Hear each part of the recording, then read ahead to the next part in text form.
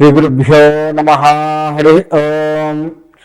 ఆదిత్యాయ చ సోమాయ మంగళాయ బుధాయ చ గురుశుక్రశనిభ్యస్య రాహువే కేతవే నమ. మనకి రాశి ఫలములు, ఈ రాశి ఫలాలకు వచ్చేస్తే మన పరిస్థితి ఎట్లా ఉంటుంది ఏంటి, అసలు ఈ నెల గత నెల కంటే కూడా ఈ నెల బాగుందా బాలేదా, గత నెల పడ్డట్టు లేదా గత సంవత్సరం పడ్డట్టు ఇబ్బందులు పడతామా, ఇటువంటివన్నీ కూడాను మనకి ఆలోచన వస్తూ ఉంటుంది.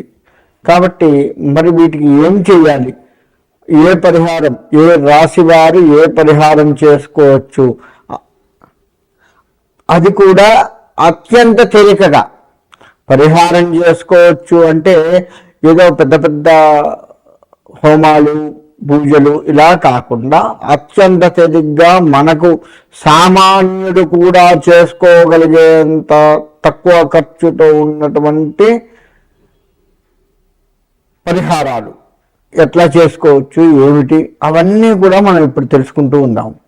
ఎందుకంటే ఈ పరిహారాలు ఎందుకు చేసుకోవాలి అంటే, పరిహారాలు చేసుకోవటం వల్ల మనకి వచ్చేటువంటి లాభం ఏదైతే ఉందో దానికి సుఖంగా అనుభవించేటట్టుగా ఉంటుంది. ఒకవేళ రాసుల్లో మనకి చెడు తగులుతుంది, చెడు కూడా ఏమన్నా సూచిస్తే ఆ చెడుని తప్పించుకోవచ్చు. అందుకోసం పరిహారాలు చేసుకోవాలి.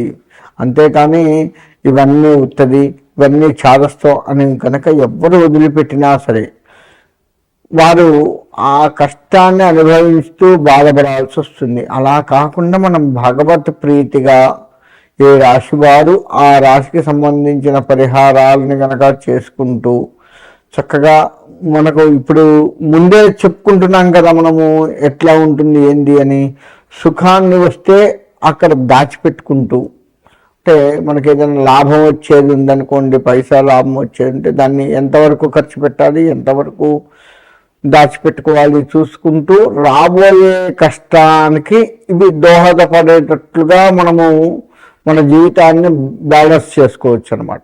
ఆ విధముగా మనం ఈ యొక్క పరిహారాలకి, రాశి ఫలాలు, అసలు ఈ జాతకాలు తెలుసుకోవటము, రాశి ఫలాలు తెలుసుకోవడం, ఇవన్నీ కూడా అందుకే ఉన్నాయి. రాబోయే కష్టాన్ని కొంత ముందుగా తెలుసుకొని దానికి సంబంధించి జాగ్రత్త పడటం కోసమే ఈ రాశి ఫలాలు ఇవి ఉన్నాయి. ఇది ఇందులో అందరివి ఉంటాయి. అంటే ఉద్యోగస్తులు ఉంటుంది, వ్యవసాయం ఉంటుంది, చదువుకునే వాళ్ళకు ఉంటుంది. ఇలా అన్ని రంగాల వాళ్ళు కూడాను ఎలా జీవించాలి. చదువుకునే వాళ్ళకు నష్టం ఏంటండి అంటే గుర్తుండకపోవడం చదివింది.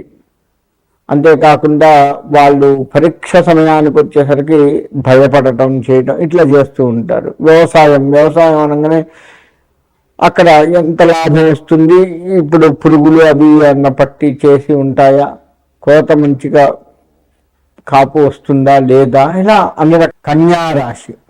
ఈ కన్యారాశి వారికి ఎట్లా ఉంటుందయ్యా అంటే అన్ని రంగాలుగా బాగుంటుంది. గ్రహచారాలు అన్ని అనుకూలంగా ఉన్నాయి. పట్టిందల్లా బంగారమా అన్నట్లుగా ఉండదు, కానీ అనుకున్న పనులు అవుతాయి. ఉద్యోగస్తులు బదిలీలు అవుతూ ఉంటాయి. ముఖ్యంగా ఈ రాశి వారు స్థానచలనం ఉన్న దగ్గర నుంచి ఇంకొక చోటికి వెళ్ళడము చేయడము జరుగుతూ ఉంటుంది. లేదా గృహచలనం అంటే వేరే ఊరు పోకపోయినా ఆ ఇంటిని వదిలి ఇంకో ఇంటికి వెళ్ళడము చేయడము, కిరాయి వాళ్ళు ఇంకో కిరాయి ఇంటికి ఎట్లా వెళ్తారో ఆ విధంగా వెళ్ళడము చేయడము జరుగుతూ ఉంటుంది. వీరికి ముఖ్యంగా శుభకార్యాల్లో పాల్గొంటూ ఉంటారు. ఈ రాశి వారు సంతోషకరంగా ఉంటూ ఉంటారు. ప్రతి వారు మన్ననలు పొందుతూ ఉంటారు. అట్లా అని చెప్పి వీరు అధిక శ్రమ కూడా పడవలసి ఉంటుంది. వీరు ఈ మనశ్శాంతి వీరికి ఎప్పుడుగా ఉండాలి అంటే గురువుకి సంబంధించి పారాయణాలు, దత్తాత్రేయ పారాయణం కానీ ఏమన్నా చేసుకుంటూ ఉంటే బాగుంటుంది. వ్యవసాయం కూడా బాగుంటుంది, ఉద్యోగం కూడా బాగుంటుంది. ఇకపోతే వ్యాపారం కూడా వీరికి అనుకూలంగా ఉంటుంది, లాభాలు చవిచూస్తూ ఉంటారు. విద్యార్థులు కొంత కష్టపడి చదువుతూ ఉండాలి. దత్తాత్రేయుని లేదా మేధా దక్షిణామూర్తి స్వామివారిని, విద్యార్థులు మాత్రం మేధా దక్షిణామూర్తిని కానీ దత్తాత్రేయుని కానీ ఇద్దరిలో ఎవరైనా ఒకరిని నమ్ముకొని చేసినట్లయితే ఇంకా బాగుంటుంది. ఇక మీ అన్నీ బాగున్నాయి అని చెప్పి ఈ రాశి వారు ఏం చేస్తారంటే కొంత తొందరపాటు పడుతూ ఉంటారు. నాకేంటి ఏం కాదులే అని తొందరపాటు కొంత పడుతూ ఉంటారు.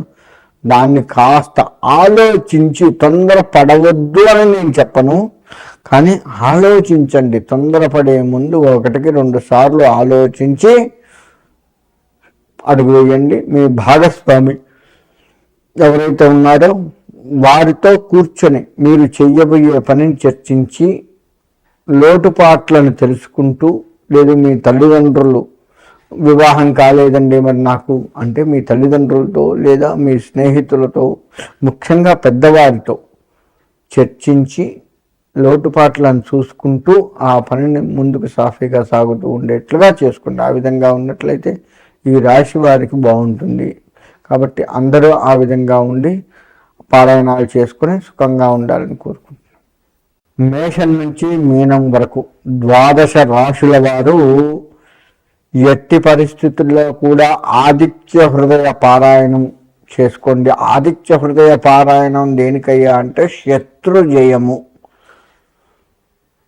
బాగా పనికొస్తుంది. ఆరోగ్య విషయాలు అందరికీ అనుకూలంగా లేవు. సరే, అనుకూలంగా ఉన్న వాళ్ళు కూడా సూర్యారాధన చెయ్యండి.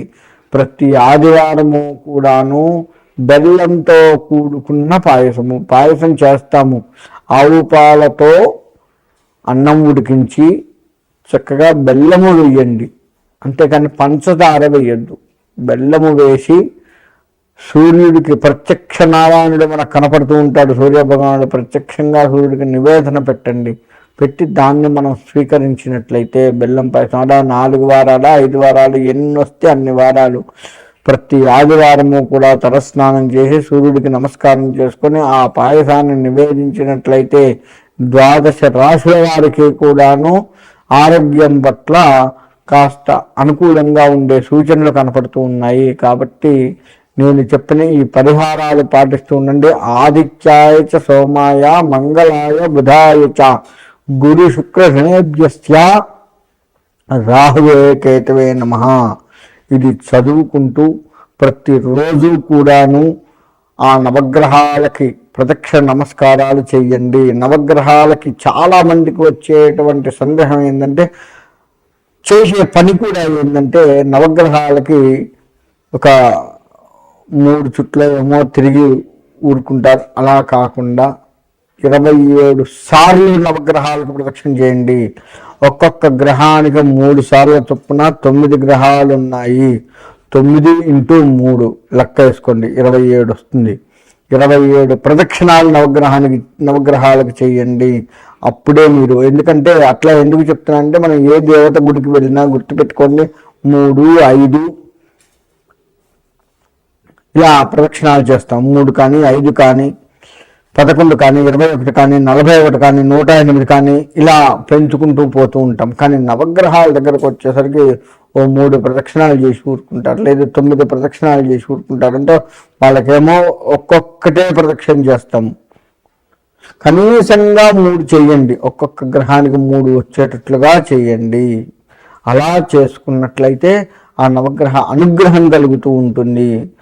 కాబట్టి ప్రతి వారు కూడా నేను చెప్పినటువంటి ఈ ఆదిత్యాయ చ సోమాయ మంగళాయ బుధాయ చ గురు శుక్రనేభ్యశ్చ రాహవే కేతవే నమః అనే మంత్రాన్ని చదువుకుంటూ నవగ్రహ ప్రదక్షిణ చేస్తూ, మీరు ఏ దేవాలయానికి వెళ్ళారో ఆ దేవాలయ ప్రధాన దేవత శివుడి గుడిలో నవగ్రహాలు ఉంటే శివుడికి మనస్ఫూర్తిగా నమస్కారం చేసుకోండి. అమ్మవారి గుడిలో ఉంటే అమ్మవారికి మనస్ఫూర్తిగా, ఆంజనేయ స్వామి అయితే ఆంజనేయ స్వామికి మనస్ఫూర్తిగా, ఇలా ప్రధాన దేవతకు నమస్కారం చేసుకున్న తర్వాత నవగ్రహాలకు నమస్కారం చేసుకొని ప్రదక్షిణాలు చేసుకొని మళ్ళీ ప్రధాన దేవతకు ప్రదక్షిణ నమస్కారాలు చేయండి. ఈ విధంగా చేస్తే చాలా బాగుంటుంది. కాబట్టి 12 రాశులు కూడా మీకు అనుకూలత ఉండాలి అంటే మాత్రం ఈ విధంగా చేసుకోండి.